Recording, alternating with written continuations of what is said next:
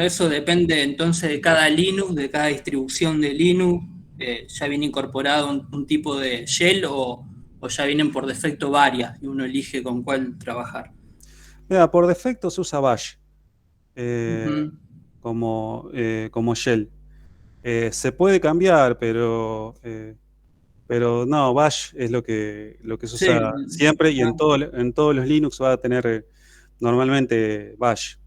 perfecto. Así que, bueno, ¿alguna otra consulta? No, no.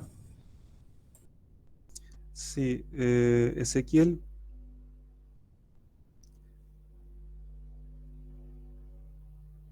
Sí, no sé si escuchaste de la pregunta de Alan, no recuerdo si cuando entraste eh, estaba ya habíamos empezado a hablar, pero lo que preguntaba Alan era la diferencia entre un shell y un terminal. Eh, lo que es el shell sería un intérprete de comandos, o sea, como es un programa de Linux con el que vos, eh, con el que vos eh, manejás desde la línea de comando, como vimos el viernes pasado, el sistema operativo. Eh, Tenés varios shell, varios programas, pero el que más se usa es Bash por defecto. Y con respecto al terminal, ya es un término que se usa cuando vos estás trabajando directamente sobre la terminal, sobre un servidor, sobre el servidor y sin conectarte de forma remota. Por ahí son medio confusos los dos términos de terminal y shell si no has trabajado con, eh, con uno u otra herramienta. Juan, creo que también Windows tiene su shell, ¿no? Su propia, cada sistema operativo tiene su shell. Sí, sí, sí, el ¿Cómo? CMD el CMD es el shell de Windows. Que es una terminal también. Claro, terminal, como otro término que se usa para terminal, por ejemplo, para configurar un servidor físico, un equipo físico, vamos a poner un router o un switch o un equipo en sí, que así como cuando uno lo saca de la fábrica, lo saca de la caja, lo enchufa y ya tiene que empezar a configurarlo. Bueno, a través de un cable especial, lo conectás a la notebook, un cable serie, lo conectás a la notebook y accedes al terminal, accedes directamente al sistema operativo, no de una forma remota como puede llegar a ser el SSH, sino directamente sobre el equipo. Y estás trabajando sobre el equipo, estás trabajando sobre el terminal. Eh,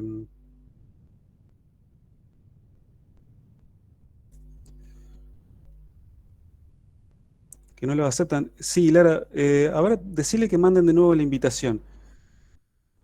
Y pasarle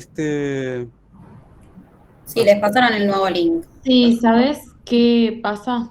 Sí, Que, por ejemplo, si vos entras desde el campus, sí. aparece en letra, aparece el que es acá, pero apretás para entrar y te manda otro link.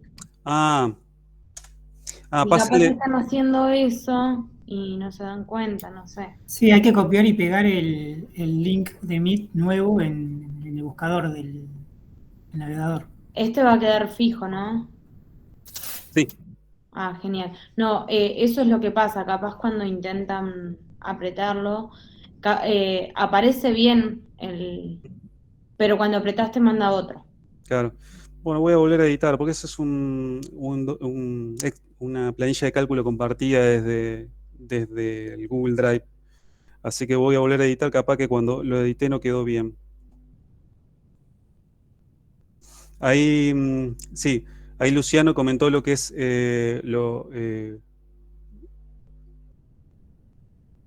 ahí se están sumando más, me parece que era eso.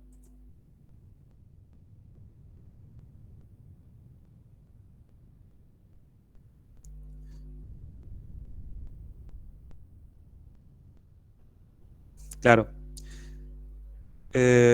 Ahí lo que dice Luciano es que, bueno, justamente los terminales, como por ejemplo Bash, PowerShell o CMD. PowerShell o CMD son propios de Windows, pero es lo que nos terminan haciendo de interfaz entre el terminal de la computadora, o sea, precisamente el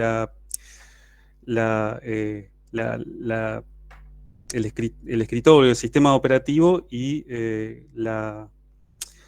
nosotros. Hace de interfaz entre la computadora y el usuario.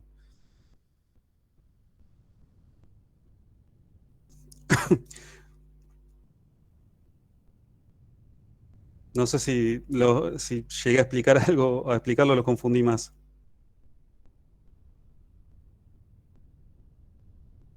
Sí, la terminal sería entonces la parte visible donde uno interactúa y la shell eh, sería como una especie de lenguaje.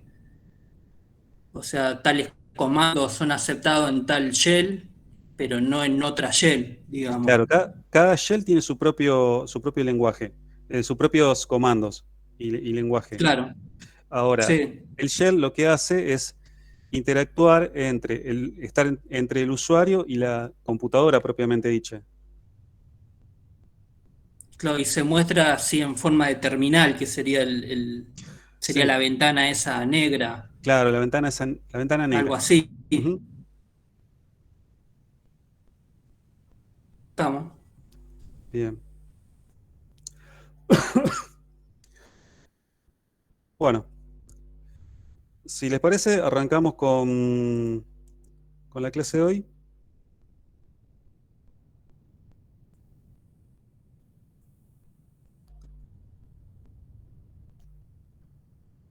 Bueno, hoy vamos a ver algunos conceptos de programación. A ver, cuando hablamos de programación o programar, ¿a qué se le viene a la cabeza? ¿Qué es lo que piensan?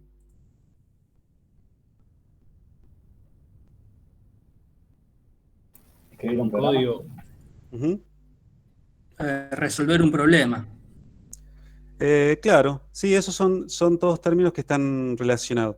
Lo voy a llevar a algo más cotidiano. Cuando vamos a programar unas vacaciones, por ejemplo, ¿qué es lo que hacemos?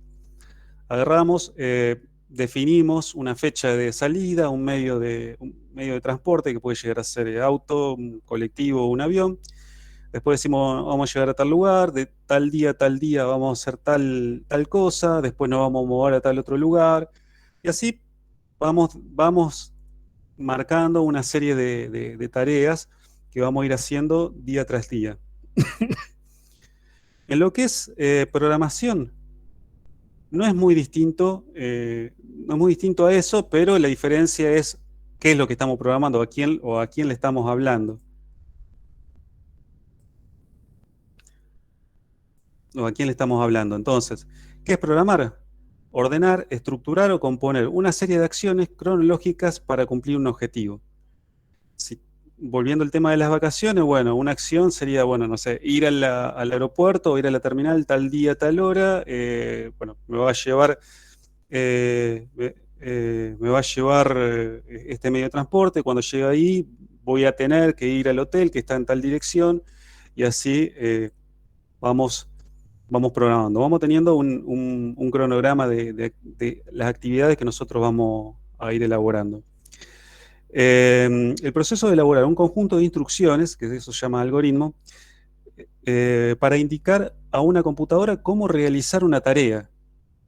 Por ejemplo, una computadora, vamos a ir a un ejemplo simple, una computadora así sola no sabe calcular una potencia. Por ejemplo, no sabría calcular 2 al cubo, por decir. Pero sí sabe multiplicar. Entonces, ¿cuál sería el conjunto de instrucciones para calcular una potencia? Bueno, es multiplicas la base tantas veces como te indica la potencia. Y esa es la instrucción ese sería el algoritmo para calcular una potencia. Es crear un software utilizando un lenguaje de programación, y acá ya nos metemos en algo propio que es el lenguaje de programación, cómo vamos a escribir esas instrucciones para que la computadora lo entienda. Y como bien dijo uno de los compañeros, bueno, no llegué a escuchar, es resolver un problema con, a través de una computadora. Ahora, empezamos a hablar hace un momentito hablé o mencioné lo que son los lenguajes de programación. ¿Y qué es un lenguaje de programación? Bueno, permite expresar un algoritmo en un idioma un idioma que la máquina entienda. Si volvemos a tomar el ejemplo de calcular una potencia, bueno, yo lo que digo, bueno, es el algoritmo va a multiplicar tantas veces como indica la potencia la base.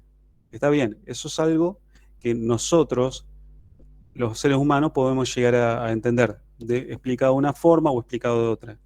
Pero ahora para llevar eso a una computadora necesitamos expresarlo de alguna forma. Y para eso tenemos los lenguajes de programación. De esa forma, ¿cómo llevamos eso? Bueno, tomamos la base y multiplicamos, vamos a suponer que es el cubo, multiplicamos base por la base por la base.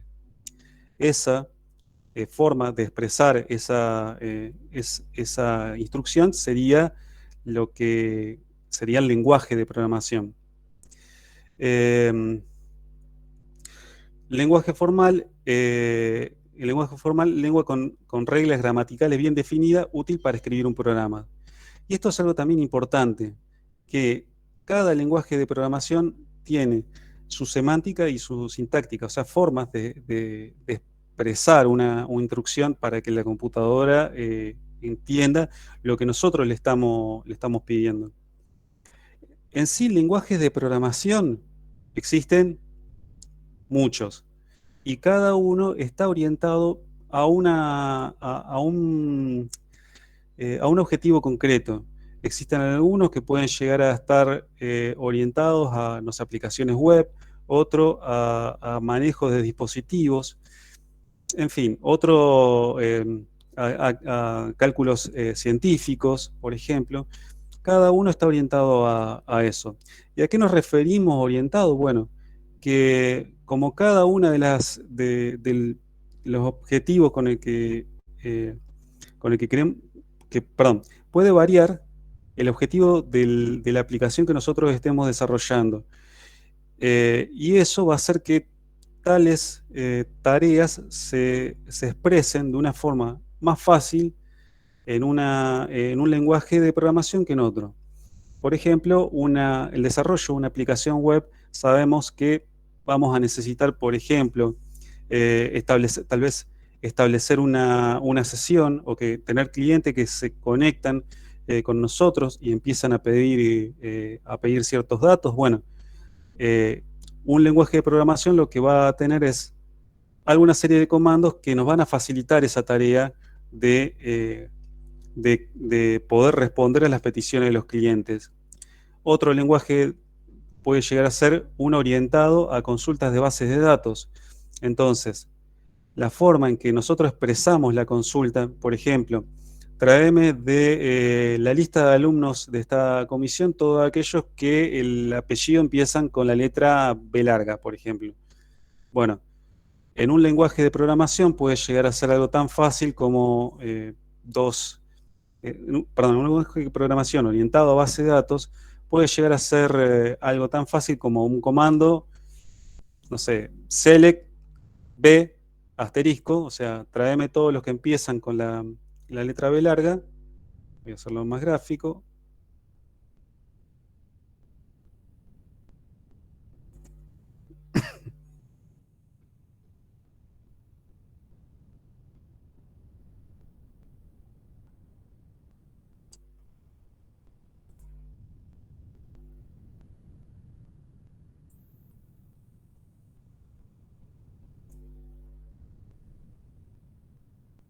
Quiero usar la pizarra más vale, voy a compartir.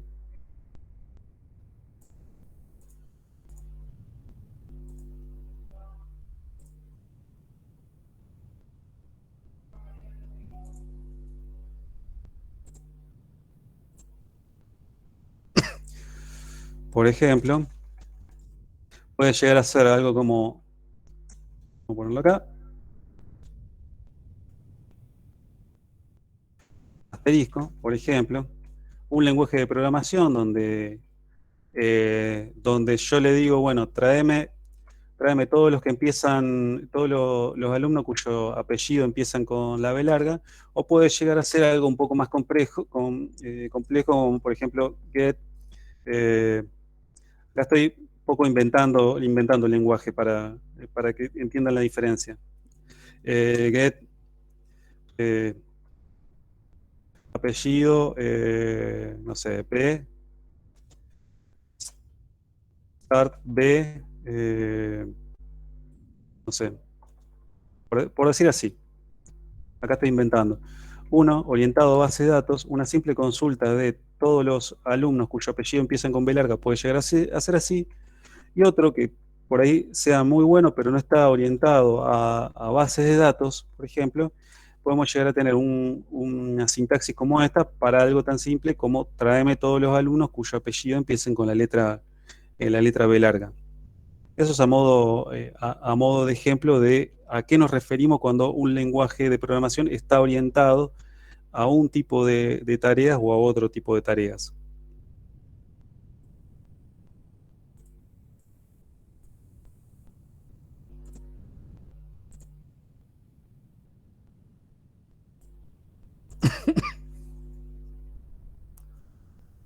Bueno, acá abajo tienen un link a la Wikipedia donde, bueno, van a ver una lista de lenguajes de programación, porque las hay. Ahora bien, tenemos en lo que son lenguajes de programación 3 categorías de lenguaje de programación. Tenemos los que se llaman lenguaje de máquina o binario, que esos son códigos que los que finalmente termina interpretando el hardware de nuestra computadora. Nuestra computadora no trabaja con palabras como trabajamos nosotros, sino que todos son unos y ceros. Unos y ceros que pueden estar representados con un hay corriente, no hay corriente, un dispositivo está o no está imantado, hay señal o no hay señal. Bueno, dos estados, eso es el lenguaje binario, y eso es lo que se termina almacenando, en definitiva, en un disco rígido, y es lo que termina leyendo una computadora, y dependiendo de una sucesión muy larga de esos unos y ceros, de esos pasa o no pasa, imantado o no imantado, es que la computadora termina haciendo tal o cual actividad. Eso es lo que es el lenguaje máquina binario, es lo que finalmente termina grabándose en un disco rígido y es lo que finalmente termina ejecutando una computadora. Después tenemos otros lenguajes de programación que son los que se llaman de bajo nivel. Y por último, los que se llaman de alto nivel. El término bajo nivel o alto nivel se refiere a qué tan lejos estamos del hardware, de qué tan lejos está el lenguaje de programación de la computadora. Lo que es lenguaje de bajo nivel son instrucciones que ejecutan un control directo sobre el hardware y por tanto están condicionadas por la estructura física del hardware que lo soporta. En este caso son instrucciones que, a diferencia del lenguaje binario o el lenguaje de máquina, son entendibles por nosotros los humanos, pero son instrucciones que ya uno para conocerlas tiene que leer el manual del procesador con el que vamos a trabajar. Ese manual es el que nos va a decir, mira, este procesador, si querés que ejecute tal o cual instrucción, se la tenés que indicar de esta forma, con esta palabra, con estos parámetros, y bueno, después lo va a ejecutar. Un ejemplo que tal vez lo han sentido nombrar es Assembler. Assembler es un caso típico de lenguajes de bajo nivel. Y repito, para programar en Assembler ya necesitamos conocer el hardware que va a terminar corriendo. Necesitamos tener a mano el manual de las instrucciones que soporta nuestro hardware y es con él el que vamos a terminar desarrollando nuestros programas. Y por último tenemos lo que se llaman lenguajes de programación de alto nivel, que estos son ejecutados independientemente de la máquina. Son instrucciones que son escritas en un lenguaje que es más comprensible por los humanos y que también podemos usar notaciones matemáticas o lógicas. Por ejemplo, un lenguaje de bajo nivel, como el assembler, voy a volver a compartir la pantalla.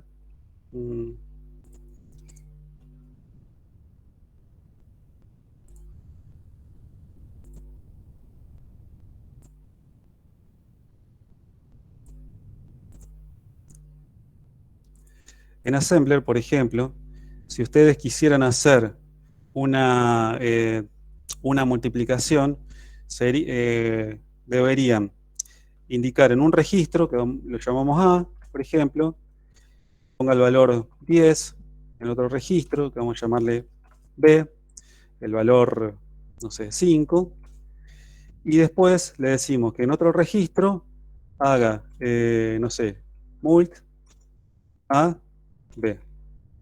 Entonces le estoy indicando la operación, lo que necesito que haga, y le estoy indicando dónde están los valores que necesito que multiplique. Eso sería un caso de assembler. Ahora, un lenguaje de programación, esto es mucho más simple. Podríamos poner, por ejemplo, que en la variable par sea igual a 10 por 5.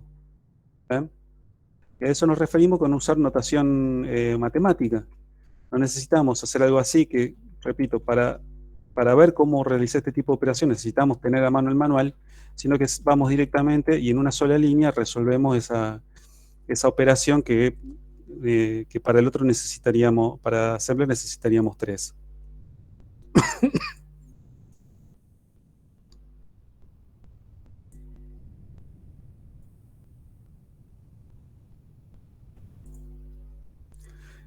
Acá tienen un ejemplo de lo que sería un lenguaje de programación de alto nivel, este que está acá, y este que está acá sería el lenguaje de programación de... esto sería Assembler, lo que está en rosado, por ejemplo, y esto que está en azul sería un lenguaje de máquina o binario. ¿Ven? Lo que está en azul es lo que está en rojo.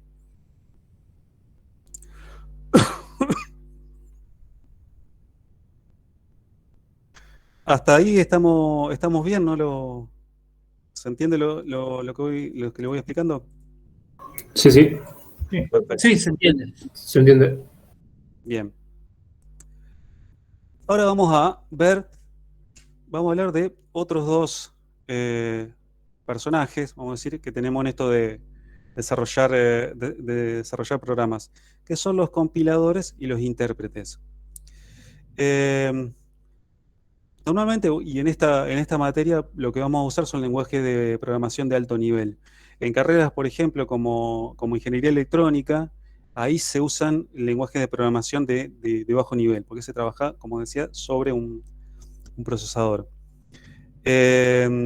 Ahora bien, como nosotros trabajamos en lenguajes de programación de alto nivel, para después poder que se ejecuten, es necesario realizar una traducción de ese lenguaje que nosotros hemos escrito en un lenguaje de programación que es más fácil de entender para nosotros, para los humanos. Es necesario traducirlo a un lenguaje máquina para que en definitiva sea el que termine ejecutando ese programa. Y ahí es donde aparecen estos dos personajes, vamos a llamarlo, que son los compiladores y los intérpretes. Dependiendo del lenguaje de programación que estemos usando, podemos llegar a necesitar uno u otro. Pero bueno, ¿qué diferencia hay entre un compilador y un intérprete?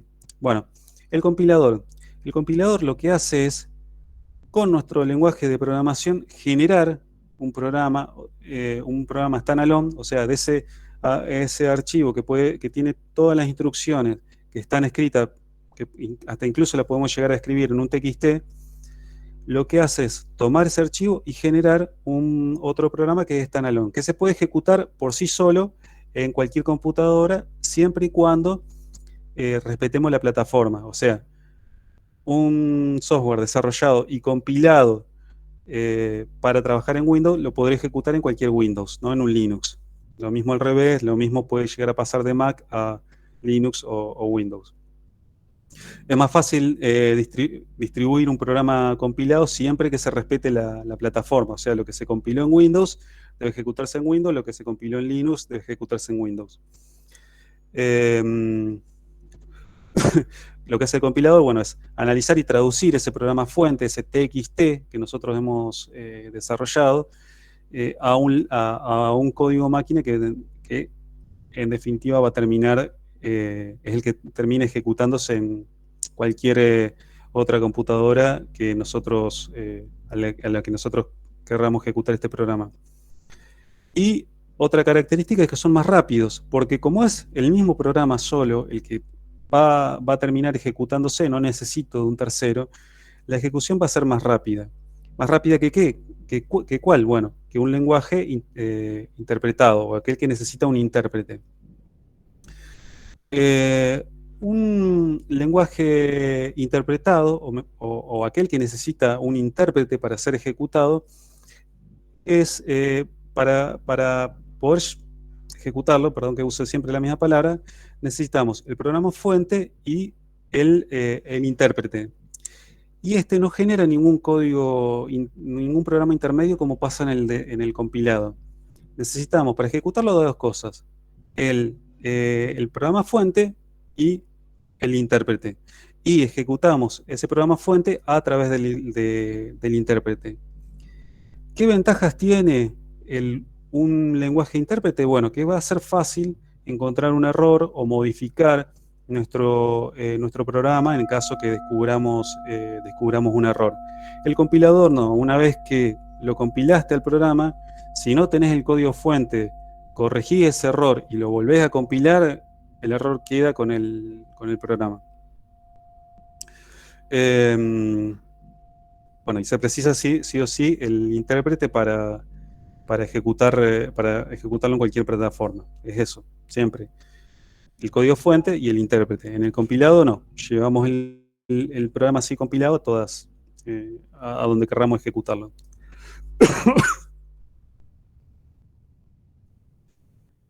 Y bueno, otros conceptos de lo que es programación. Bueno, el compilation time o tiempo de compilación, ¿sí? Me quedé un poco en lo anterior. Sí. ¿Por qué es más rápido el compilado que el interpretado? Sí, ya. El compilado es más rápido porque se ejecuta directamente el programa que hemos compilado, valga la redundancia. En cambio, el interpretado va tomando el archivo fuente, leyendo instrucción tras instrucción y ejecutándola. Hay alguien en el medio que necesita leer de nuevo ese archivo fuente para poder después ejecutarlo. Eso es la diferencia. Claro, sí. Cada vez que se quiera ejecutar, el lintado tiene que volver a leer el programa, mientras que el compilado no. Claro. Claro. Un programa compilado por ahí puede llegar a editarse con algún editor hexadecimal, pero bueno, es una tarea muy complicada, muy complicada. Generalmente los que se meten a hacer eso son gente que craquea, que se dedica a craquear programas que necesitan algún código. Estamos. Bueno, algunos conceptos del compilation time, que es el tiempo que tarda que tarda en compilarse un programa, o sea, desde que le doy iniciar al compilador hasta que tengo el programa standalone. Eso es el compilation time. El tiempo de ejecución, que es el tiempo en que se está ejecutando el programa, no importa si estamos hablando de uno compilado o un interpretado, el tiempo de ejecución nos referimos a lo mismo.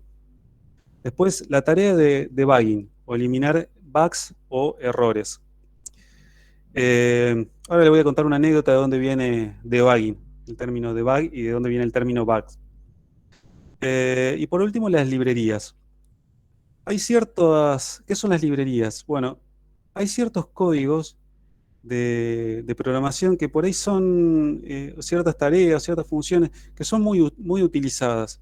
Entonces, tenemos dos opciones. Una es, cada vez que nosotros nos sentemos, vamos a decir así, tenemos tres opciones. Una, cada vez que nosotros nos sentamos a desarrollar un programa, esas tareas que vamos a necesitar, las volvemos a escribir en nuestro programa, una y otra vez, tantas veces como programas nuevos vayamos desarrollando. La otra opción es las tenemos en archivo aparte y copiamos y pegamos en nuestro archivo principal de programa todas las funciones que nosotros necesitamos. Y por último tenemos las librerías. ¿Qué son las librerías? Las librerías son otros archivos que ya tienen cargadas esas funciones que nosotros podemos llegar a necesitar a la hora de desarrollar un programa, y lo único que hacemos es incluirlas en nuestro programa. Voy a retroceder un poquito. Fíjense esta instrucción que resalto acá. Include studio.h. Esto es un fragmento de código de C. Y este include, lo que nosotros estamos haciendo es incluir una librería. ¿Y qué es lo que hace? Sin tener que copiar y pegar todos esos códigos que están incluidos en este archivito de librería, lo que hacemos es, con esta línea, es decirle al compilador después, o al intérprete, mira, aparte de todo lo que te indiqué abajo, también incluíme en la parte de arriba del programa este archivo. Entonces nos ahorramos de tener que estar todo el tiempo copiando y pegando, o desarrollando o volviendo a escribir funciones que nosotros ya hemos hecho una vez y hasta estamos conformes por cómo trabajan. Es una forma de reutilizar código. Obviamente, en un caso de un lenguaje de programación interpretado, si lo queremos llevar a otro lugar, a ejecutar en otra computadora, no solamente vamos a necesitar el archivo fuente con todos los comandos, sino también vamos a necesitar llevarnos las librerías. Muchas veces estas librerías son estándar, entonces todos los intérpretes de lenguaje de programación ya las tienen incluidas, pero bueno, si nosotros llegamos a generar nuestra propia librería, tenemos que acordarnos de llevarla para evitar que nos dé algún error. Y yo les había mencionado que le iba a contar una anécdota de dónde viene debug. Debug, bueno, es una tarea se le llama debug a la tarea de limpiar de errores un programa. ¿Y de dónde viene? Bug en inglés significa insecto.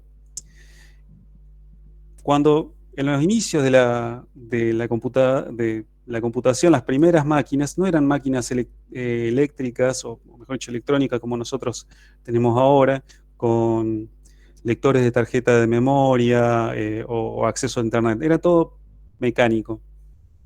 ¿Y se acuerdan que yo les mencioné que el lenguaje propio de máquina eran unos y ceros, que podía llegar a ser pasa o no pasa corriente, está o no está imantado, una señal alta, una señal con una tensión alta, vamos a decir 12 voltios, o una tensión baja, 5 voltios? Bueno, las primeras computadoras usaban algo que se llamaban tarjetas perforadas, que eran unas tarjetas de chapa, generalmente de metal, que tenían un montón de agujeros, que esos agujeros representaban esos números binarios, un 1 y un 0.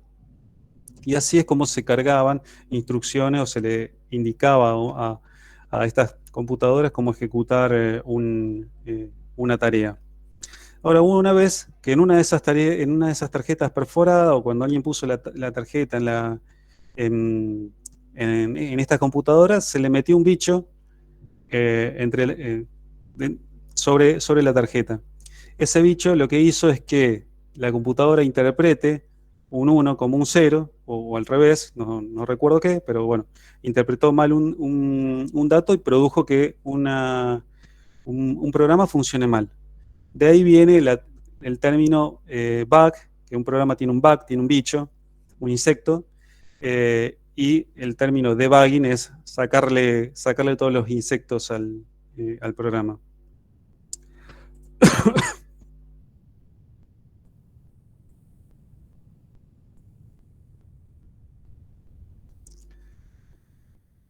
Y para finalizar, un último concepto que es el IDE.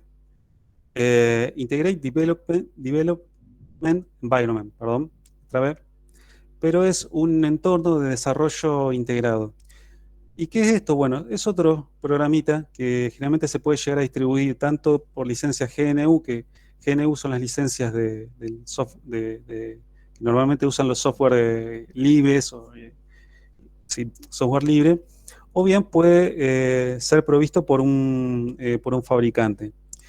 ¿Y qué es lo que tienen estos IDE, estos entornos de desarrollo integrado? Bueno, tienen un montón de herramientas que nos pueden ayudar al desarrollo de un software.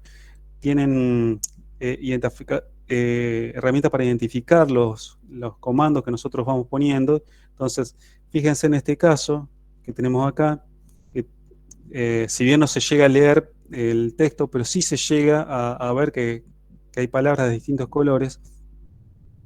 Y eso es lo que hace el IDE. Cuando detecta un código conocido, una palabra de código conocida, lo que hace es colorearla. Y eso a nosotros nos facilita la programación, y nos facilita sobre todo no cometer errores a la hora de indicar un programa. Entonces, tenemos una de las funciones que tiene nos ayuda al desarrollo. También se pueden llegar a encargar del debug del programa, donde va instrucción por instrucción, chequeando que por lo menos la instrucción no esté mal escrita. Si la tarea que nosotros estamos programando está mal desarrollada, si por ejemplo, no sé, tenemos que mostrar ante cierto evento una pantalla azul en la computadora y resulta que esas instrucciones, como nosotros las desarrollamos, muestran una pantalla amarilla, por dar un ejemplo.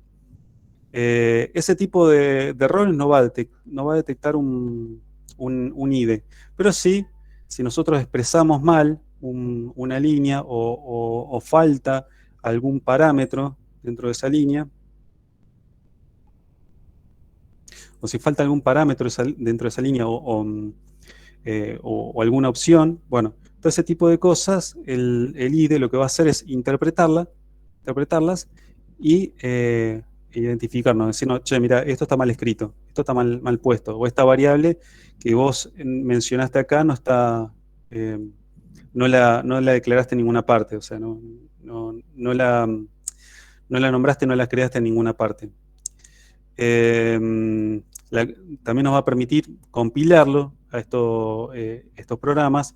Si el lenguaje con el que estamos trabajando es compilado, bueno, el IDE lo que va a hacer es permitirnos eso, compilarlo y después ya tener un programa standalone. Documentar, que es la posibilidad de poner comentarios dentro de nuestro propio programa. ¿Qué son los comentarios? Bueno, son líneas de texto que nos permiten a nosotros poner una descripción, un comentario, y que el intérprete de comandos o a la hora de compilarlo lo va a terminar ignorando. ¿Y para qué se usa eso? Bueno, para poner alguna referencia. Por ejemplo, un cambio que hemos hecho en el desarrollo de un software,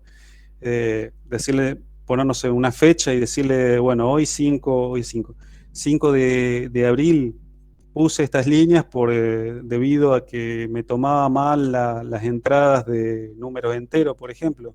Bueno, ese tipo de cosas nos van a permitir los IDE, y a la hora de ejecutarlo o a la hora de compilar el programa las ignora. Simplemente son para nuestra referencia. Hasta acá, bueno, ¿quieren que vuelva sobre algún tema? ¿Sobre algo que vimos? No, por mi parte no. Perfecto. Bueno. Y ahora otro temita, que es, bueno, ¿cómo podemos nosotros crear nuestro propio de entorno de trabajo? Y una herramienta puede llegar a ser la virtualización. ¿Alguien ha sentido nombrar este término? Y si es así, bueno, ¿alguna herramienta con la que ha trabajado? ¿Tiene algo de idea a qué nos referimos cuando estamos hablando de virtualizar, por ejemplo, de virtualizar una máquina?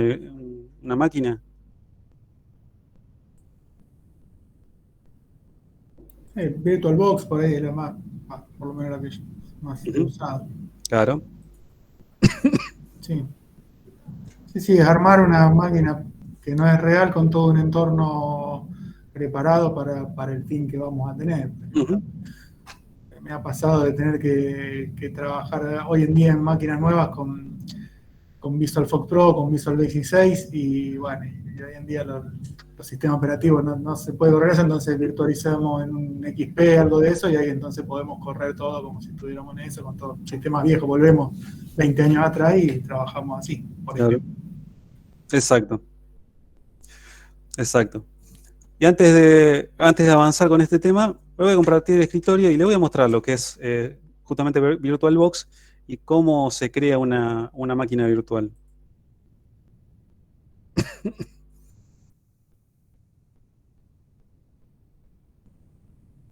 Bueno, VirtualBox es una herramienta que se baja de internet, gratuita.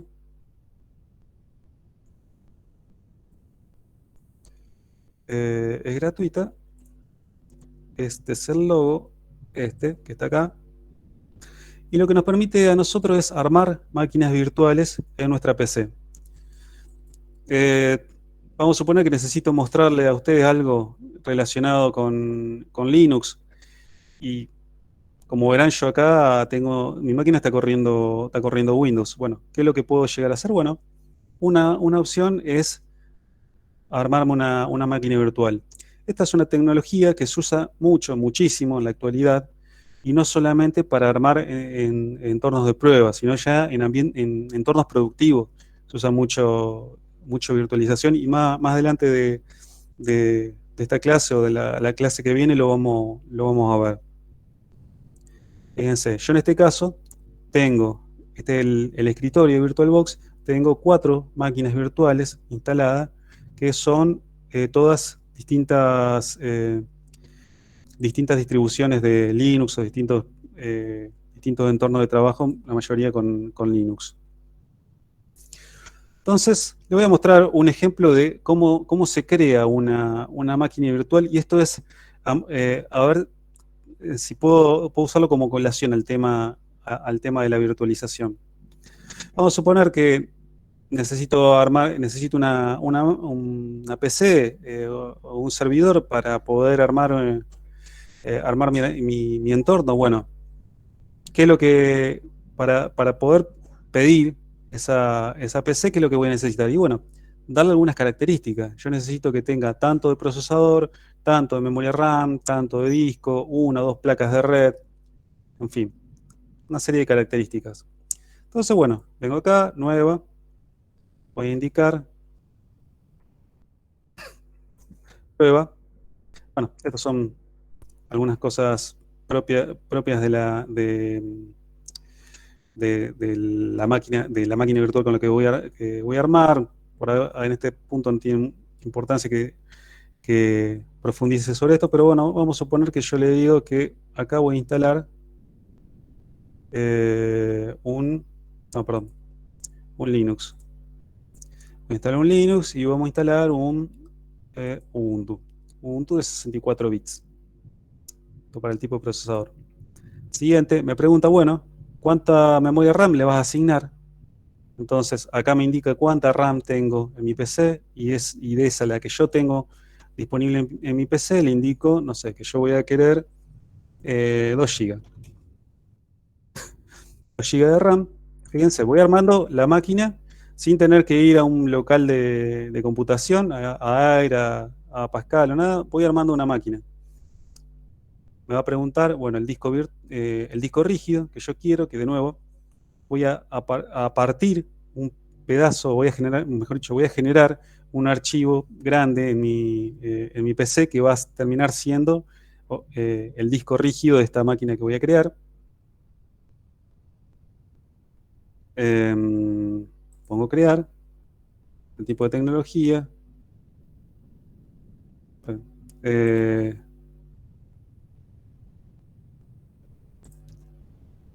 Crear el tipo de tecnología.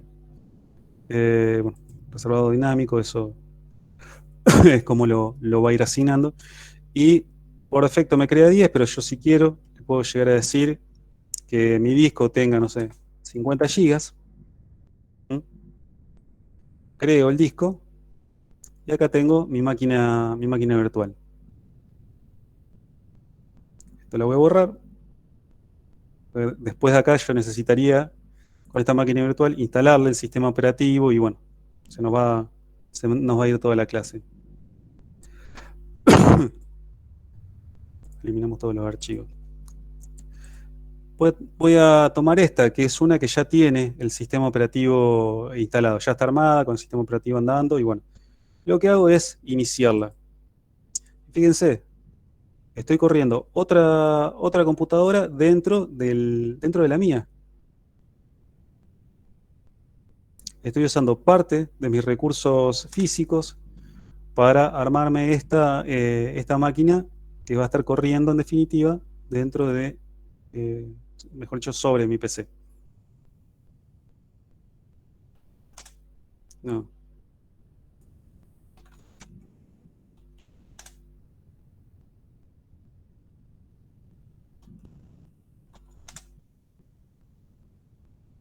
Bueno.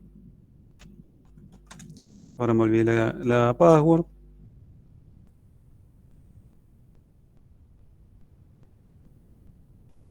Así la anoté en alguna parte. Cali.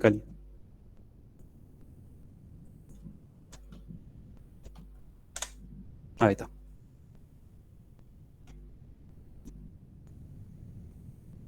Y fíjense lo que les decía. Esto es un Linux. Estos son los comandos que hemos visto la otra vez.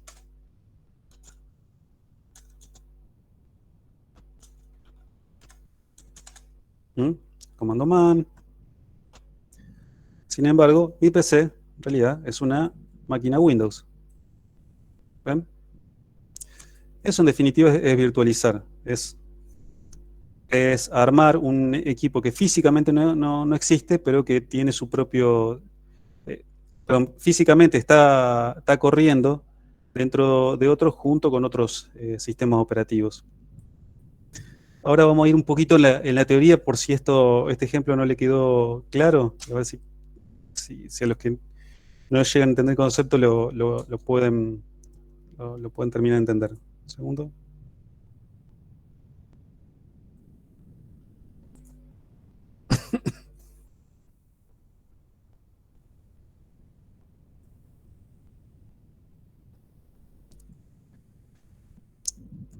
Bueno, eso es, lo de recién fue un ejemplo de virtualización. Entonces, la virtualización crea un entorno informático simulado o virtual en lugar de un entorno físico. A menudo incluye versiones de hardware, sistema operativo, dispositivo de almacenamiento, etc., generados por el equipo. Esta máquina tiene, asignó parte de la memoria RAM de mi equipo físico, asigna tiempo de CPU de mi equipo físico y también asigna un pedazo del disco rígido para que actúe de disco rígido de esta máquina virtual. Ese pedazo en realidad no es un archivo grande que puede llegar a tener, no sé, varios gigas, 10, 15 gigas, que esta máquina virtual lo ve como si fuera un disco rígido.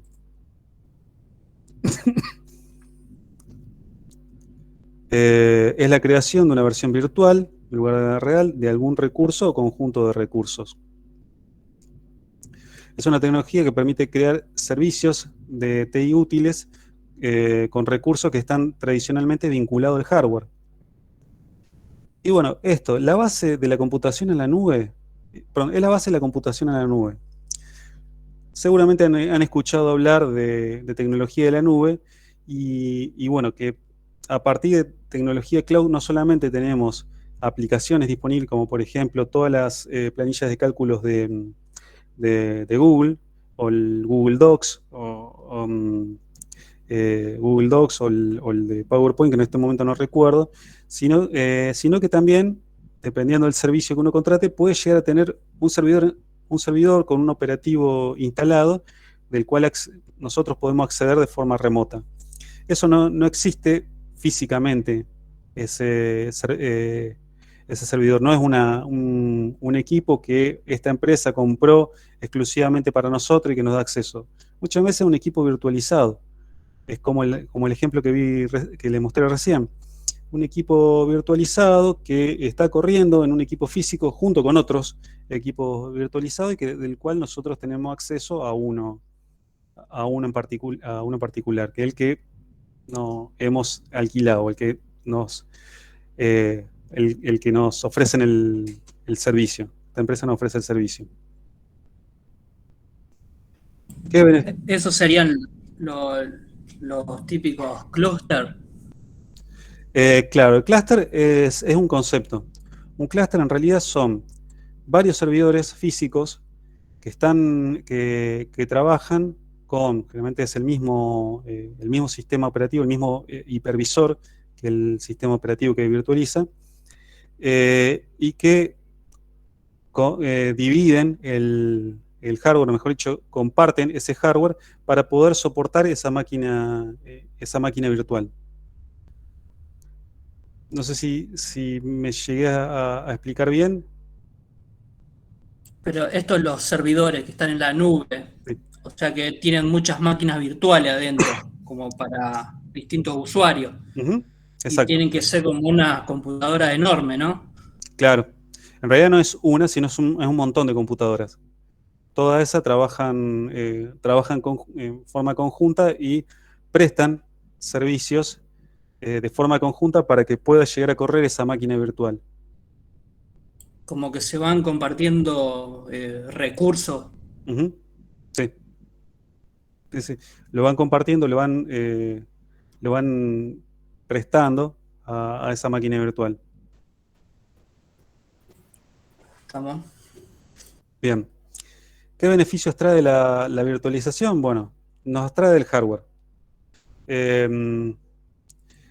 Nos trae del hardware y nos ayuda hasta que seamos independientes de ese hardware. En una máquina virtual, un servidor termina siendo un servidor termina siendo un archivo de configuración y un archivo de uno o varios archivos de disco. En el caso que tengamos que migrar de hardware porque es obsoleto, porque no tenemos más soporte del fabricante, porque no vienen más repuestos de este equipo en particular y necesitamos cambiar el hardware, lo que nos permite esta abstracción del hardware es que siempre y cuando se cumplan unas determinadas condiciones, poder llegar a mover esa máquina de un equipo físico a otro sin tener que volver a hacer una reinstalación. Simplemente copio esos archivos de un lugar a otro, levanto la máquina del otro lado y la tengo corriendo. Y no dependo de un hardware obsoleto. Y no me importa si puedo conseguir o no repuestos de esta pieza en particular. Sé que la máquina muy probablemente va a poder correr en este nuevo hardware. Hay mayor disponibilidad de sistemas y aplicaciones. Como bien mencionaste, generalmente los servidores en la nube no están corriendo en un servidor físico, sino que están corriendo en varios a la vez.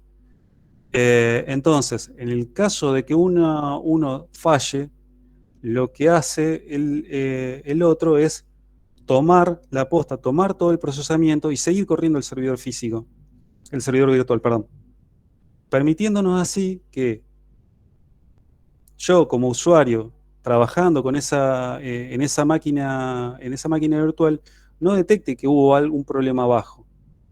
Sí, yo sigo trabajando. Es más,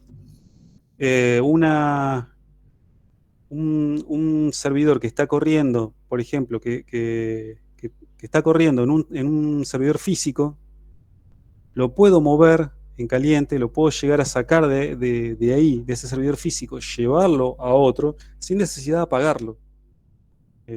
Y es más, de forma transparente, o prácticamente transparente para el usuario, no nota ese movimiento. Por eso es que la virtualización permite eso, disponibilidad de sistemas y aplicaciones. Si un servidor físico me quemó, se cortó la luz o lo que fuera, otro que está dentro del mismo clúster, este mismo grupo de servidores, toma la posta y empieza a correr él la máquina. Y ese servidor virtual siempre corriendo. Imagínense, por ejemplo, vamos a suponer el servicio del 911. No pueden tener, por más mínimo que sea el intervalo de tiempo, no pueden no tener disponible el servicio del 911, porque una emergencia puede ocurrir en cualquier momento. Entonces, en un caso como eso, es que la virtualización nos permitiría a nosotros tener una alta disponibilidad 100% de tiempo. U otro ejemplo, no sé si vieron la película Red Social. Sí. Bueno, vieron una frase de Mark Zuckerberg que decía: Facebook no puede caerse, no puede no estar disponible, o algo así decía.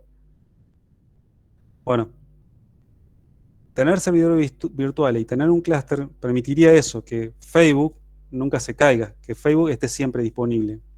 Entonces, bueno, otro de los beneficios es esto, la disponibilidad. La disponibilidad 100% disponibilidad de tanto sistema como aplicaciones que nos permite la virtualización. Sí, sin embargo, hace un par de meses se cayó Facebook. Pero se debió a otra cosa. La caída de Facebook no se debió... Sí. No, iba a explicar vos, no, sí, iba a contar. No se debió a la caída de los servidores que están corriendo la aplicación de Facebook. Se cayó en realidad, para simplificarlo, los servidores DNS que te permiten a vos acceder a Facebook. ¿Saben lo que son los servidores DNS? Los que interpretan las IP. Son los que tienen la información de dónde es como la guía. Bueno, no, la guía telefónica no existe más, así que no. Sí. En definitiva fue un problema de la información conectividad. de dónde está almacenada cada sitio, dónde están todos, dónde ir a buscar cada cosa. Sí. No fue un problema de los servidores en sí de ellos, sino que fue un problema de conectividad a los servidores de ellos. Estaba todo funcionando bien, de ambos lados, pero no había puente. Yo lo que había leído es justamente la red de servidores DNS, que es una distinta, perdió conectividad, entonces no resolvía. Eso es lo que había leído, Luciano. ¿Vos leíste algo parecido? Yo, me contaron un amigo mío que estaba de pasante ahí en Facebook cuando pasó todo esto. De hecho, muy, muy chistoso, me dice: pensé que yo rompí todo. Me contó que era una red, usan una red ellos, que la usan básicamente para todo, y era una configuración de resolución de servidores, digamos, de resolución de caminitos, de ver a dónde están las cosas, que se configuró mal, se levantó mal, y todo lo que era la infraestructura de computadores de Facebook era imposible de acceder desde afuera, cosa de que no te abrían ni las puertas a los edificios. Los edificios, físicos, las puertas que te identificaban a vos como empleado de Facebook, no te abrían las puertas ni siquiera. No podían entrar a ver qué estaba pasando, la gente de afuera no podía entrar remotamente, o sea, nadie podía resolver el problema desde afuera. Fue tremendo. Sí. Entonces fue un problema de acceso más que de disponibilidad.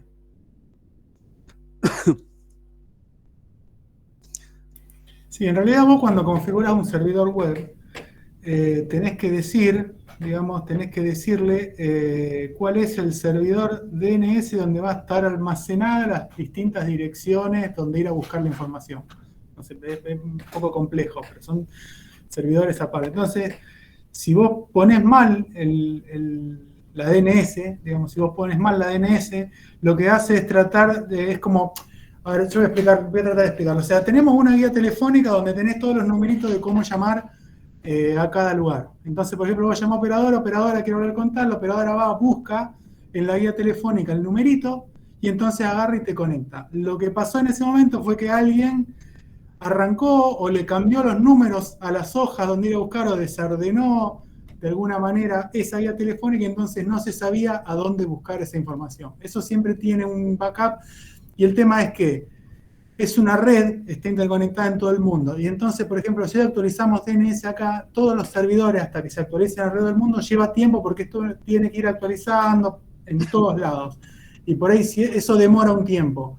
Si vos te equivocaste, te diste cuenta, se esparció esa información, no se encontró más y en un momento hasta que lo corregís y de nuevo se vuelve a esparcir la información correcta, ahí todo ese tiempo está caído y no puede volver a acceder. Eso es lo que pasó, explicado así básicamente. Alguien tiene esa información, la cambió la información y bueno, listo. Y ahí nunca más no se pudo encontrar por un tiempo, digamos, en dónde estaban los servidores. O cuál era la dirección IP de los servidores. No se sabían cuál era la dirección IP de los servidores. Lo que yo he escuchado era que no es que alguien había cambiado eso, sino que fue un proceso automático que tuvo un error, no lo pensaron bien y hizo los cambios. Sí, o sea, sí, no sé de qué manera, o sea, igual es alguien, siempre el responsable de alguien, solo. Sí, seguro. Solo no se cayó, no se cambió esa información.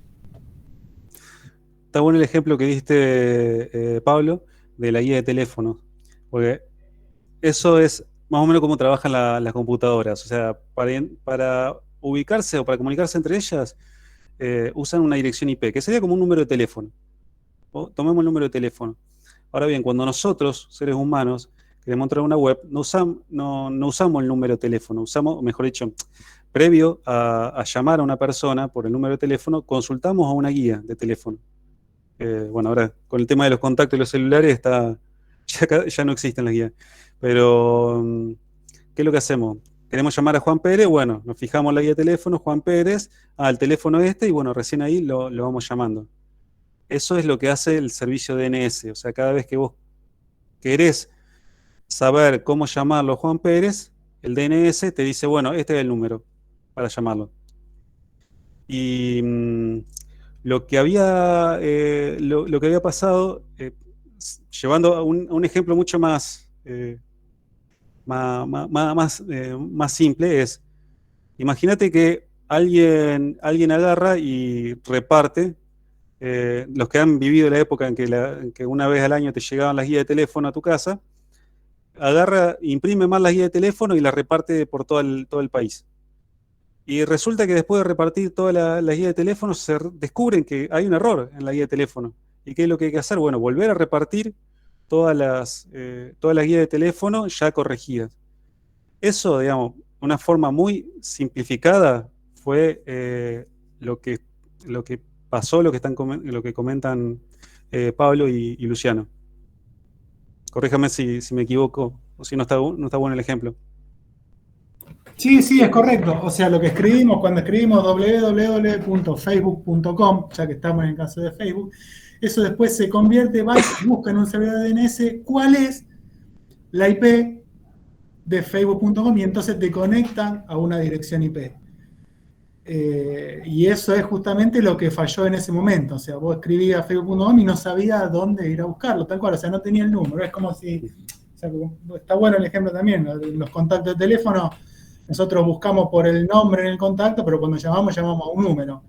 Y es tal cual, es como que efectivamente está bien, está perfecto lo que explicaste, va para mí. Yo me parece que se entiende el ejemplo.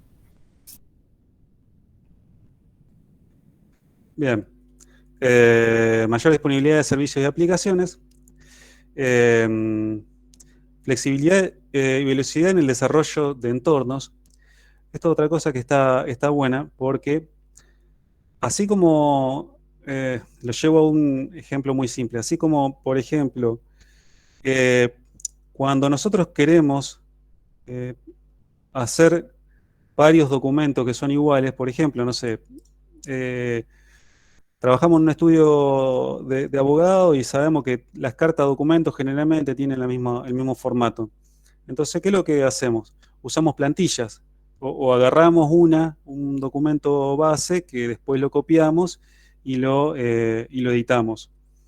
Lo que es la virtualización también nos permite ese nivel de flexibilidad. En el sentido de decir, bueno, yo tengo una máquina virtual que necesito, o voy a necesitar muy frecuentemente distintas máquinas virtuales para desarrollar distintas aplicaciones, pero sé que la máquina va a ser siempre la misma y necesito que esa máquina poder tocarla, poder manosearla, hacerle de todo para poder trabajar y que para una nueva aplicación que voy a desarrollar necesito también otra máquina que sea muy parecida.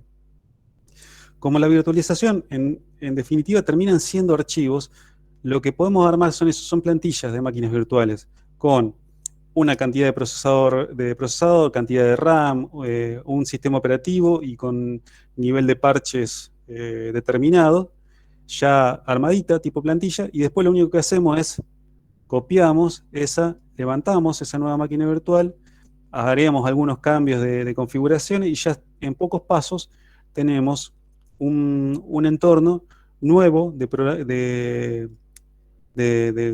programación, pero sin tener que hacer toda la tarea de armar, instalar, configurar este nuevo entorno. Entonces eso es la flexibilidad y la velocidad en el desarrollo de estos nuevos entornos. Después, optimización de recursos de hardware, ya que elevamos la utilización y reducimos la subutilización. ¿A qué se refiere con esto? Cuando no existía todavía esta tecnología de virtualización, podíamos llegar a tener un equipo físico que estaba corriendo una aplicación que por ahí no tenía mucho uso o no se usaba todo el tiempo de la misma forma. Vamos a suponer, por ejemplo, un servidor de HCP. Un servidor de HCP es un servidor que asigna direcciones IP a todas las PCs cuando uno la prende. O sea, vamos a nuestro trabajo todos los días, prendemos la PC, bueno, la PC le pide una dirección IP para poder trabajar dentro de nuestra red. Ese servidor sería útil una vez al día. A la mañana cuando todo el mundo va y prende las computadoras. Después estaría ocioso.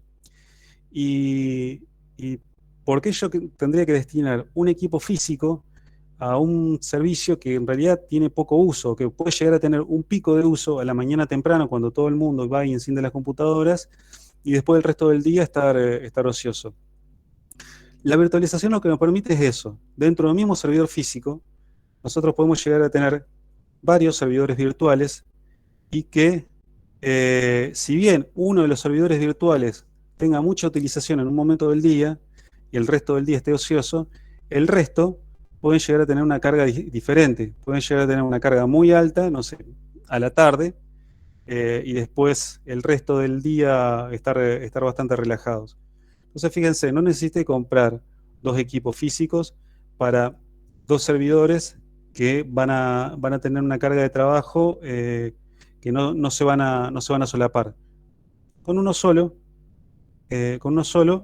me ahorro comprar el segundo y lo estoy aprovechando de una forma mejor, le estoy sacando más el jugo. Entonces, eso es lo que es la optimización de recursos.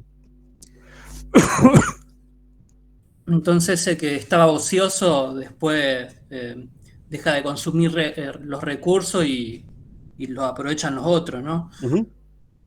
Exacto. O sea que cuando, por ejemplo, en VirtualBox, cuando ya deja de usar una máquina virtual, vuelve a asignarse los recursos como estaban antes, o sea, la máquina principal, o ya Eh, queda todo dividido así. no, queda asignada así. Queda asignada así. Lo que sí, eh, ¿cómo es? No, si vos tenés alguna otra aplicación, por ejemplo, VirtualBox, armás otra máquina virtual, y esa otra máquina virtual necesita por alguna razón recursos de memoria, VirtualBox va a poder asignarle, va a poder utilizar esta que está ociosa a la otra máquina. A ver, no, perdón, VirtualBox no sería un ejemplo, por ahí no sería un ejemplo que hace eso, porque hay otro que después les voy a mencionar que sí permite hacer eso. Pero te lo pongo de este ejemplo. Vos tenés en tu casa, va a armarte una empresa, una pyme, querés tener tu servidor web, por ejemplo, no sé, querés tener una central telefónica, una central IP, que también la podés correr en una PC, dependiendo de la carga, y una web, una central telefónica y no sé, tu sistema de gestión. Tiro servicios así al aire. Entonces, tenés dos opciones. Una, o te compras un servidor para cada uno de estos servicios, tu servidor web, tu central telefónica y tu sistema de gestión, o directamente te podés llegar a comprar un único equipo que sea muy potente y poner las tres corriendo en ese mismo servidor. Entonces te ahorraste dos equipos. Y aparte, esas tres PCs o esos tres servidores que vos compraste para el sistema de gestión, puede ser que en algunos momentos del día estén sin utilizar. Entonces vos decís, bueno, está bien, compré equipamiento que está subutilizado, que no lo estoy exprimiendo todo el tiempo. Me podría haber ahorrado dos equipos, dos equipos informáticos. Sí, la pregunta mía venía más que nada por el lado de si cuando hay un equipo que, o sea, no está trabajando mucho, si automáticamente puede dejar de, o sea, reducir la cantidad de memoria RAM que tiene asignada o la cantidad de disco para que las otras lo aprovechen. Sí, sí. El caso particular de VirtualBox no hace eso. Hay otro que después lo voy a mencionar. Ah, Pero, bueno. pero bueno, ahora lo pasé medio rápido. Después el viernes, cuando trabajemos con VirtualBox, lo pueden ver. Una de las opciones cuando vos creas una máquina virtual es asignar, más precisamente cuando crees el disco, una de las opciones es asignar espacio de forma dinámica. ¿A qué se refiere esto? Vos vas a tener tu máquina virtual que capaz que ve un disco de 50 gigas, pero físicamente cuando vos vas al sistema operativo host que está corriendo VirtualBox y te fijas el archivo que en realidad representa el disco rígido de tu PC, capaz que en vez de 50 gigas tiene 5. Entonces, eso lo que hace VirtualBox en ese caso es una asignación de recursos de forma dinámica. O sea, no te va a reservar, no te va a congelar 50 gigas de disco rígido cuando en realidad no lo necesitas en este momento, que vos recién arrancaste la máquina, sino que se lo va a ir dando o lo va a ir consumiendo el disco a medida que vos lo vayas necesitando. Sin embargo, vos, parado en el sistema operativo, en el virtual, ves un disco de 50 gigas. No ves que en realidad abajo estás ocupando, está asignado en ese momento menos. No sé si se entiende ese ejemplo con el disco. Sí, sí. Lo único que, bueno, eso se aprovecharía en esa máquina virtual y Ujú. no en otra, por ejemplo, en el caso de VirtualBox. Claro, esto te puede llegar a traer problemas a futuro, pero vamos a suponer que vos tenés un disco, voy a tirar números para que sea fácil recordar. Tenés un disco de, no sé, 100 gigas y armaste 3 máquinas virtuales, cada una, eh, perdón, 3 máquinas virtuales, cada una con disco de 40 gigas. Entonces tenés 3 por 4, 12, 120 gigas de disco. Y vos decís, pero ¿cómo? Yo tengo mi disco físico que en realidad tiene 100. ¿Cómo es que puedo tener corriendo 3 máquinas que sumada me dan 120 gigas? Bueno, lo que permite VirtualBox y esa reserva dinámica de espacio es justamente eso. Que como vos lo vas usando a medida, o se va consumiendo a medida que vos lo vas usando, eh, podés tener ese tipo de inconsistencias. Ahora, en algún momento, esa arquitectura te va a fallar porque te va a decir, el disco está lleno y vos vas a ver las máquinas virtuales y vas a decir, no, pará, yo tengo espacio todavía disponible. Pero en realidad es porque tu disco físico ya se llenó. ¿Se entiende? Sí, sí. Sí, sería algo así como un arma a doble filo también. Claro, sería como un arma de doble filo, pero lo que digo es que eh, eh, VirtualBox va a ir, o el hipervisor va a ir asignando recursos a medida que lo va teniendo. Dependiendo de la herramienta que vos uses para virtualizar, puede ser que le saque recursos físicos a una máquina ociosa para dárselo a otra que los necesita, y que a nivel de sistema operativo de máquina virtual, vos no vas a ver esa diferencia. Vos vas a seguir teniendo, por ejemplo, le diste 8 gigas, vos vas a seguir teniendo, no sé, los 8 gigas. Capaz que el hipervisor, como vio que no está usando todo, físicamente le dio 4, pero vos, parado en el sistema operativo, en realidad ves los 8. Claro, sí, sí, se entiende.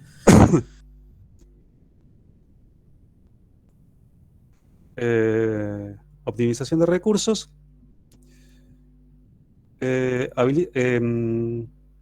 Habilita la consolidación, reducción de recursos físicos, que es lo que hablábamos recién, consumo de energía. En vez de 3, 4, 5 servidores, estás consumiendo energía por uno solo, y el espacio ocupado, obviamente. En vez de tener un rack que es como un armario de chapa, de metal, donde se ponen los servidores, con 10 servidores, puedes llegar a tener un rack un poco más chico, pero con 2 servidores. Permite traslado de entornos y datos fácilmente. Como mencionaba, el caso de que las máquinas virtuales en definitiva terminan siendo archivos. Moverla de un servidor a otro es algo simple, como mover archivos. El movimiento en caliente no es tan simple, pero bueno, necesita ciertas tecnologías propias del hipervisor, pero bueno, en definitiva lo que se termina haciendo es eso, moviendo datos y moviendo procesos de un servidor físico a otro.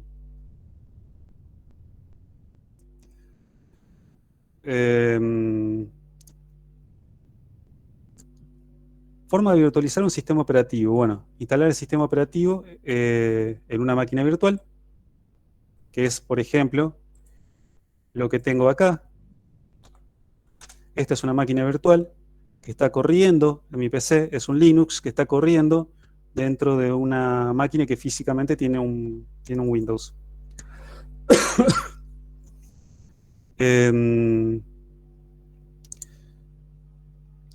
Las máquinas virtuales se pueden desplegar sobre un equipo físico empleando un hipervisor, y acá hay dos tipos de hipervisores.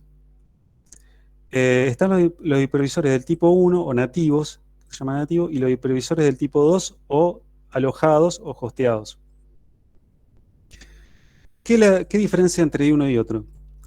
¿Se acuerdan que cuando hablamos de distribuciones de Linux, dijimos, bueno, hay algunas distribuciones que están preparadas para, no sé, trabajo de diseño gráfico, otra para un escritorio, otra para servidores.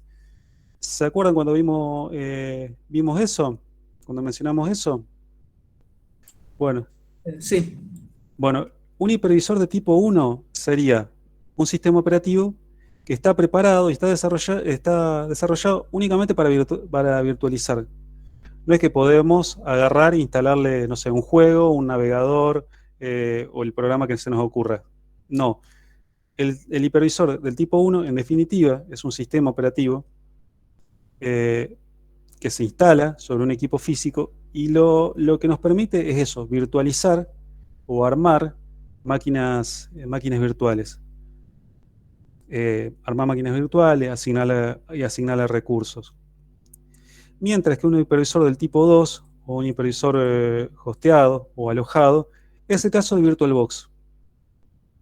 VirtualBox en sí es un programa que necesito instalarlo sobre otro sistema operativo y que este programa, que es VirtualBox, es el que me va a permitir virtualizar me va a permitir armar máquinas virtuales. La diferencia principal es esa.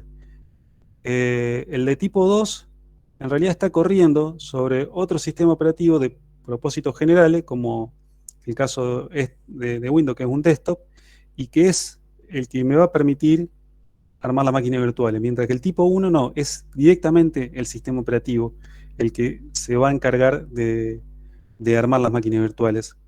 ¿Se entendió esa diferencia? Si entendí bien, sería que en el caso, en el box no lo usaría, es como si no estuviese y directamente lo hiciese Windows, por ejemplo. Exacto. Listo. El tipo 1 es eso, el tipo 1 es eso, que es el mismo sistema operativo el que virtualiza, el que arma las máquinas virtuales. El tipo 2 no, es una aplicación que está corriendo sobre otro sistema operativo y que es el que va a terminar armando las máquinas virtuales. Claro, por ahí explicar un poco qué es un sistema operativo host y los puedo ayudar a entender cuál es la diferencia.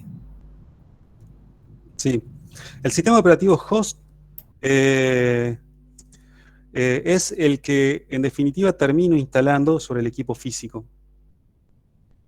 Y es sí, el que termino instalando sobre el equipo físico. Y hay otro término que es el guest o el invitado. El sistema operativo guest es el que yo termino instalando dentro de una máquina virtual. En informática se usa mucho el término host o guest cuando se habla de virtualización. Claro, en el hypervisor de tipo 1, digamos que sería como un host, el sistema operativo, es el nativo, mientras que en el otro sería un guest, digamos, un invitado. Creo que esa es una de las principales diferencias. Pero en el tipo 1 entonces hay dos hosts, ¿sería? No. Uno solo. El host es en sí el equipo físico que tiene su propio sistema operativo. Que este sistema operativo sirve para virtualizar. No es algo de propósitos generales como, no sé, voy a poner otro ejemplo, Pablo, le bajás el counter y se lo instalás. No sirve para eso. Sirve únicamente para armar máquinas virtuales. Un sistema operativo que sirve solamente para armar máquinas virtuales. ¿Cuál sería uno de ellos? Por ejemplo, Windows Hyper-V, que en realidad es un rol de Windows, el Hyper-V. Después tenés VMware, que es uno muy, muy difundido, que es para virtualizar. Vamos a poner los nombres acá. VMware es uno. Después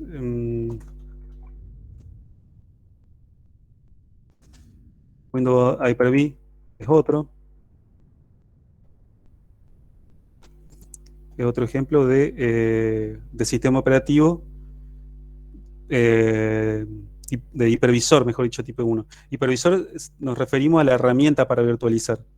El hipervisor tipo 1 es el operativo que sirve para armar máquinas virtuales, y el hipervisor tipo 2 es una aplicación que se instala sobre un sistema operativo host.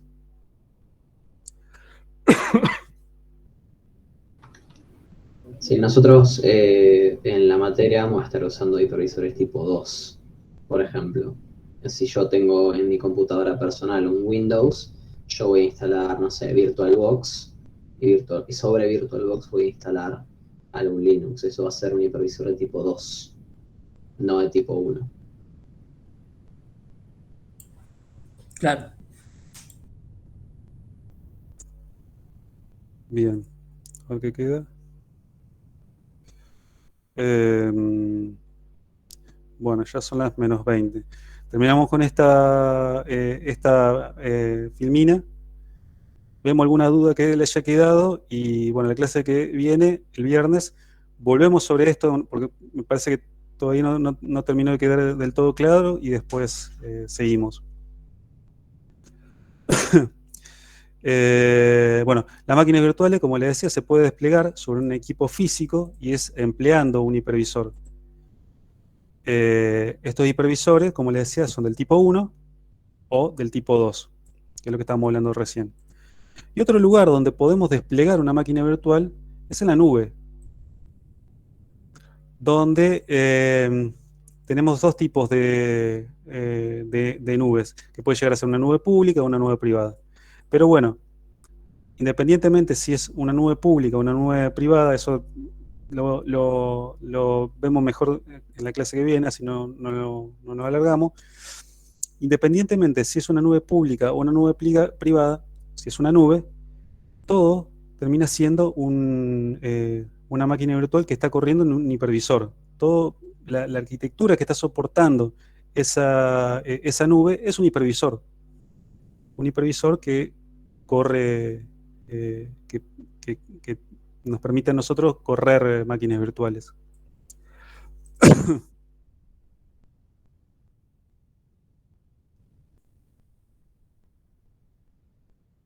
Bueno, avanzo un poquitito más porque este gráfico está bueno.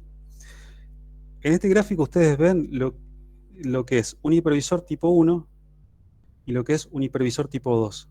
Fíjense, el hipervisor tipo 1, tenemos el hardware, después tenemos el hipervisor propiamente dicho, que es el sistema operativo, y es este recién el que nos va a permitir armar todas las máquinas virtuales, todos los GES. Este sería el host, el hipervisor host, y estos serían el sistema operativo GES. Ahora bien, en un hipervisor tipo 2 tenemos el hardware, tenemos el sistema operativo que nosotros querramos instalar, Windows, Linux o el que fuera, y después tenemos otro aplicativo que hace, que cumple la función de hipervisor y que nos va a terminar armando las máquinas virtuales y corriendo los sistemas operativos guest. En este caso particular, yo puedo tener este sistema operativo host que no necesariamente, o mejor dicho, no únicamente va a estar corriendo el hipervisor, generando las máquinas virtuales. Puede llegar a estar corriendo otra aplicación. Y es más, yo en este momento estoy haciendo eso, miren.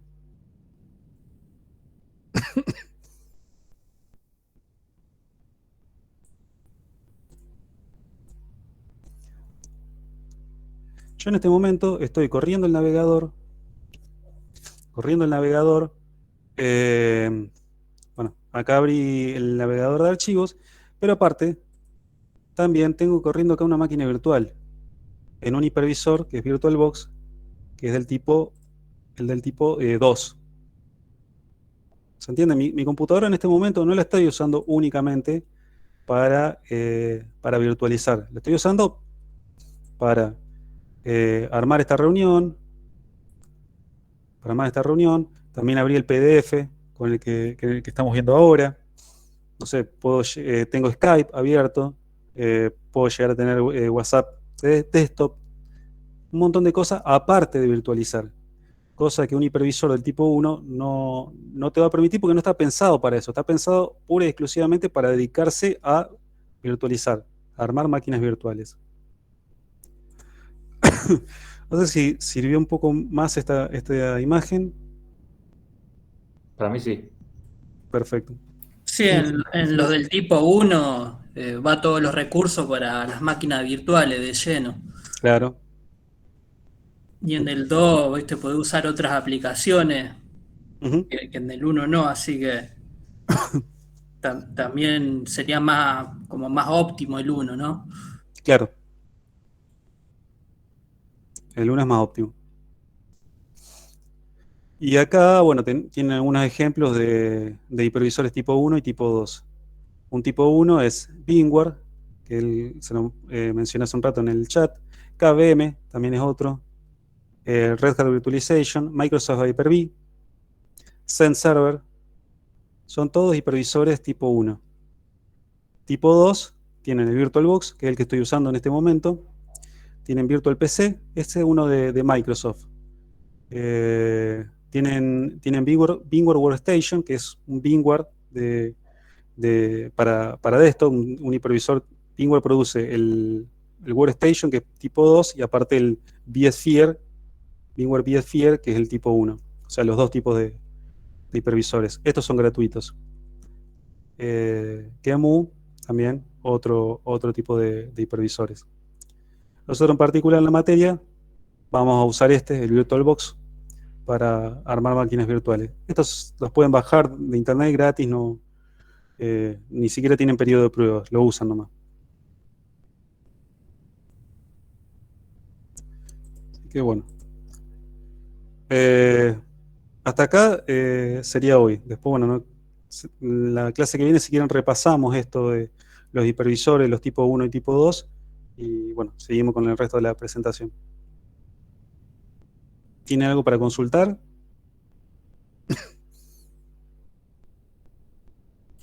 No, profe, yo no. Por mi parte. Perfecto. Hay una pregunta en el chat que dice, ¿y NetKit qué sería? A ver, NetKit. Ese no, la verdad nunca lo escuché. NetKit.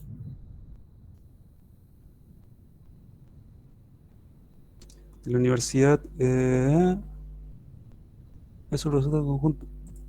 Dice, según la Wikipedia, estoy leyendo acá. NetKit es el resultado del trabajo conjunto de Computer Network Research Group de la Universidad Roma 3 y un grupo de usuarios de LUG Roma 3. Es un entorno para configurar y realizar experimentos de redes a bajo costo. Ese sería, me parece, así por las primeras líneas que estoy leyendo, sería un emulador de redes. Es para armarte una red virtual y poder probar con routers, switches y computadoras. Es otra cosa distinta, no es un hipervisor.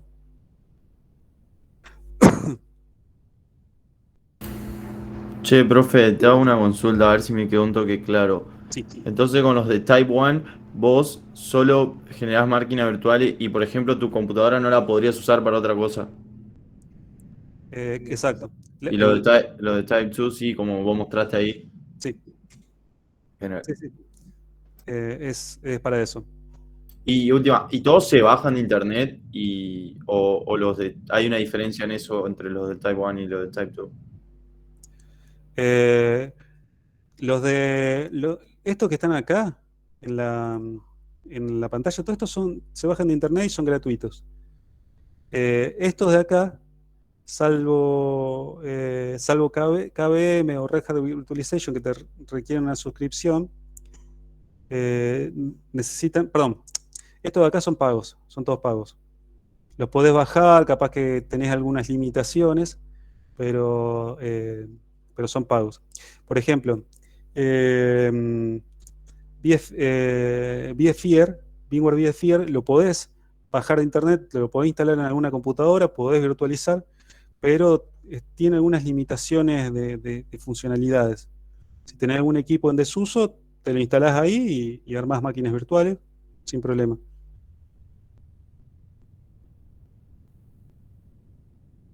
Genial.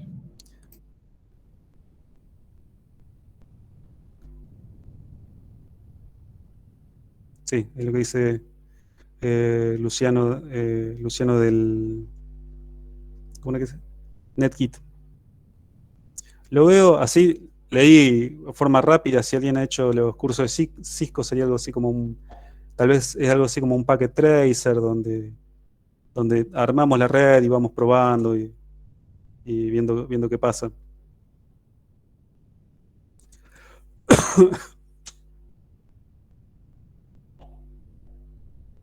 Ujú, sí, sí. Bueno, si no hay preguntas, nos vemos el viernes. Muchas gracias, profe. No, de nada. Gracias. Buenísimo, muy bueno. Gracias. Gracias. Chau, chau. Gracias, profe. Chao.